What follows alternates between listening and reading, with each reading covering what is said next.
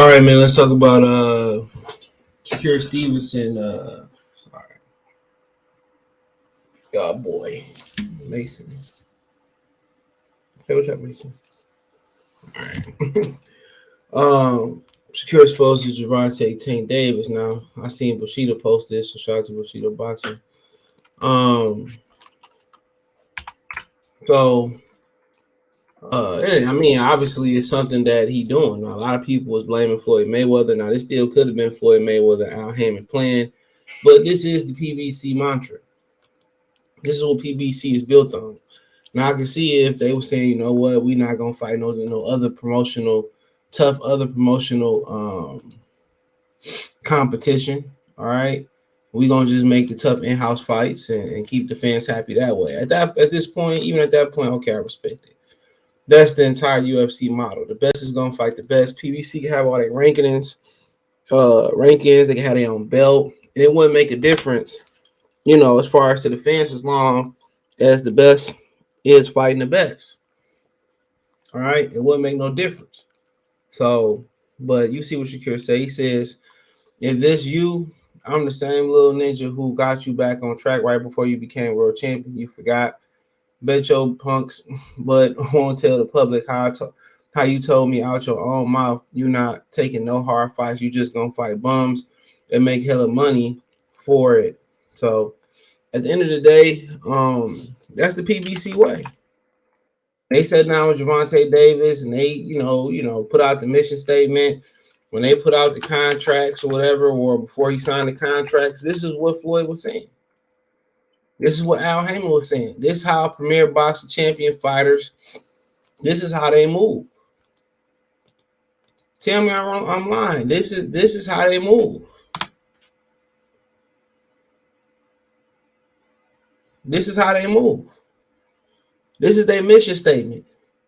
Now, it said that they want their model to be like the UFC. I'm cool with that. But in UFC, the best fight the best. And that's not what's happening here.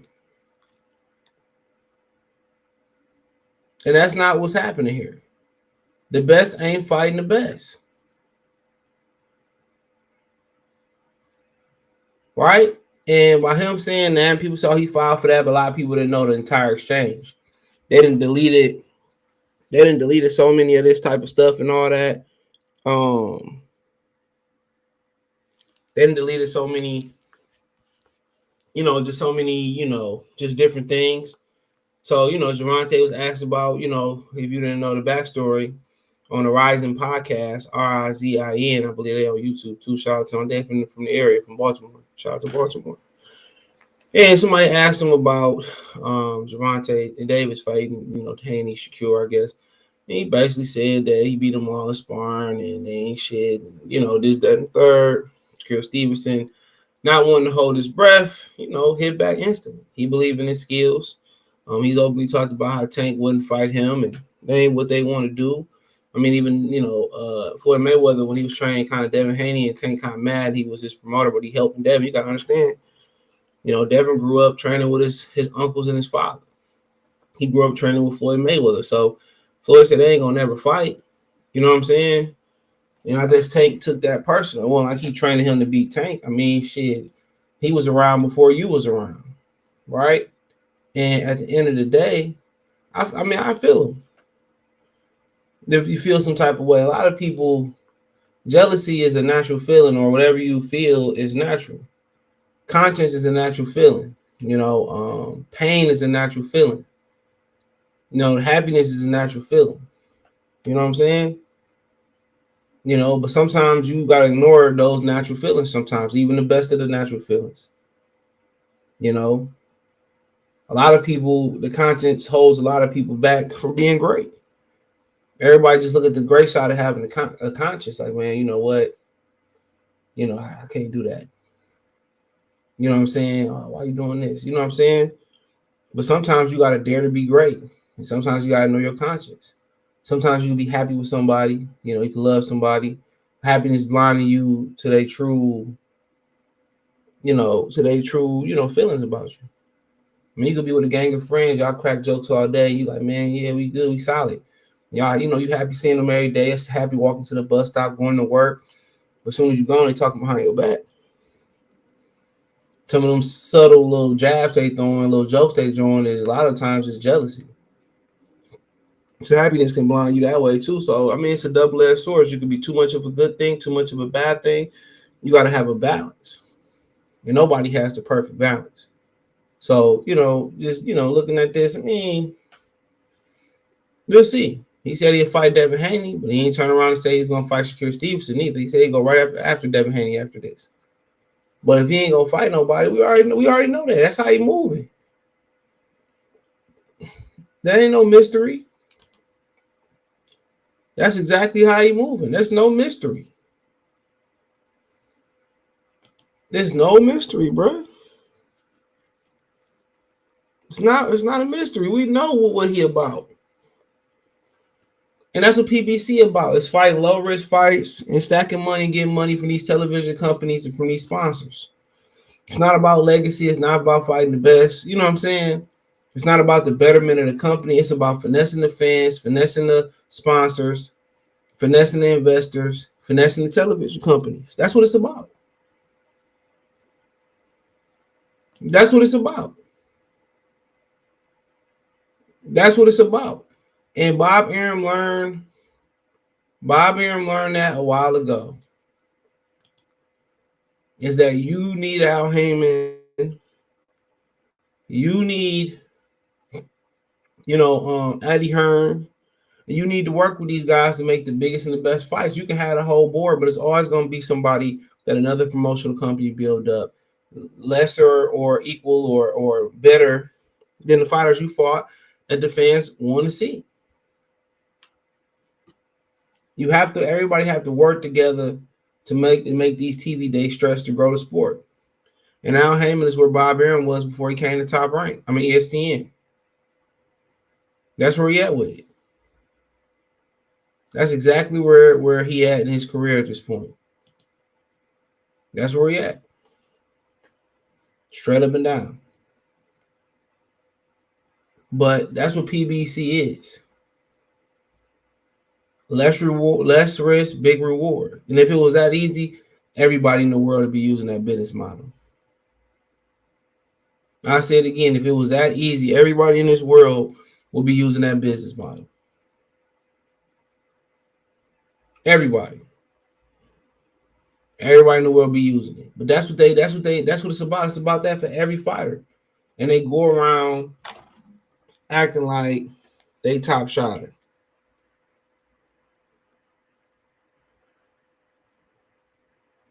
They going around,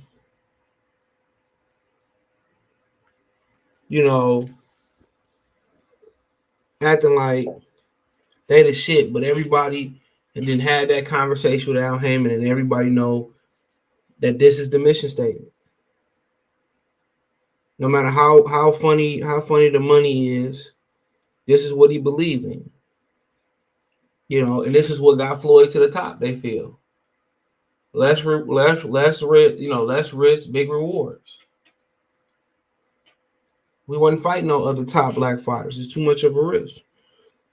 Why, go fight other black fighters when I could turn around and fight these easy licks? Real talk. Why?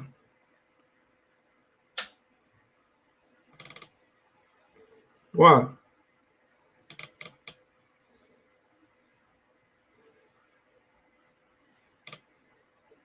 Why? It just didn't make no sense. It don't make no sense in their mind. And people say, well, Heyman not a real boxing person. His brother was fighting in the 70s and 80s?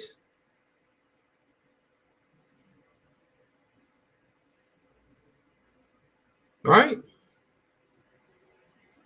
So he got a sense. I mean, you sit next to Floyd Mayweather. Some people think got the best IQ in boxing history. One of.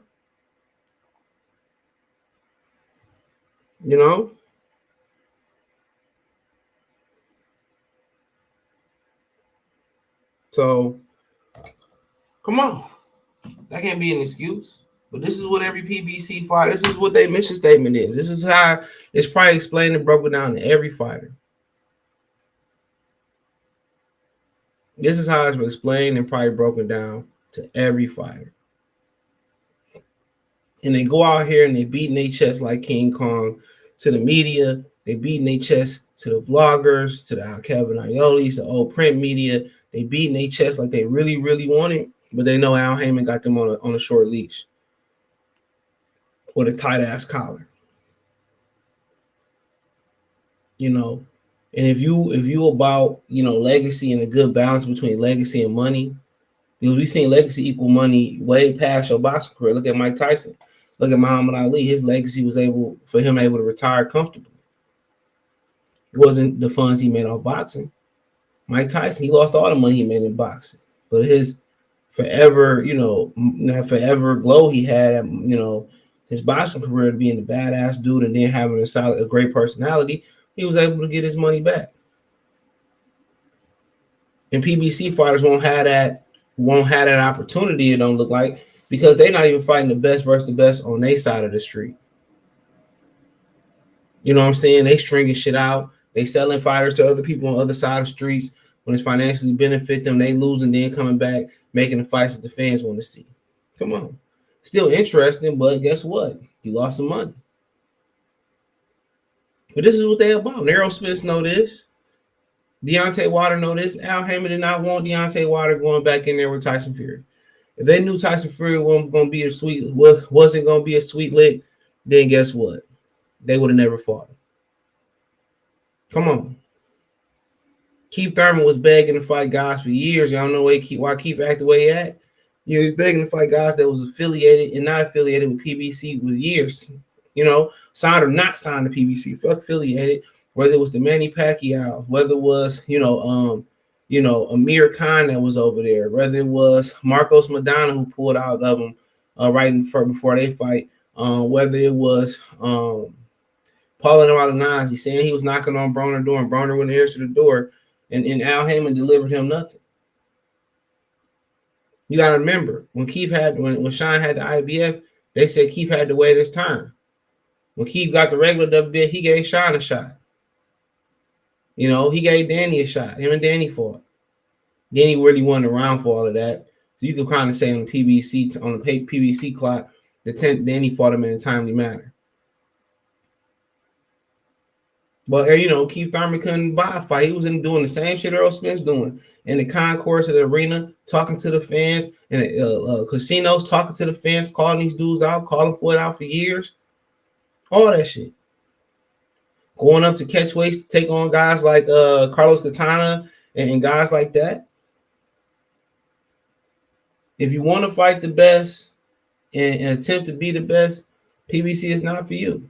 If you want to make as much money and that's the goal, fine. If you want to make as much money for as little risk, that's PBC.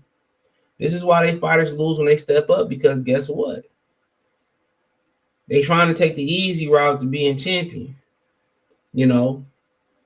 But once you become champion, you got to fight somebody to prove, you know, you valid. No matter if you valid in people's eyes or not, the validation day going to come if you in boxing long enough. So let me know what you girls and guys think.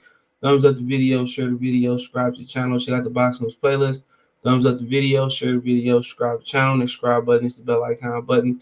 Hit all the notifications, increase your chance to get notifications. We go live or drop video financially. Cash App, $CJ Good 313, Venmo CJ Good 313. You can find me on Twitter, Twitch, Instagram, Spotify, Anchor, Cash App, Venmo, PayPal, Apple Podcasts, Google Podcasts, the whole nine. Appreciate the love and support. Peace.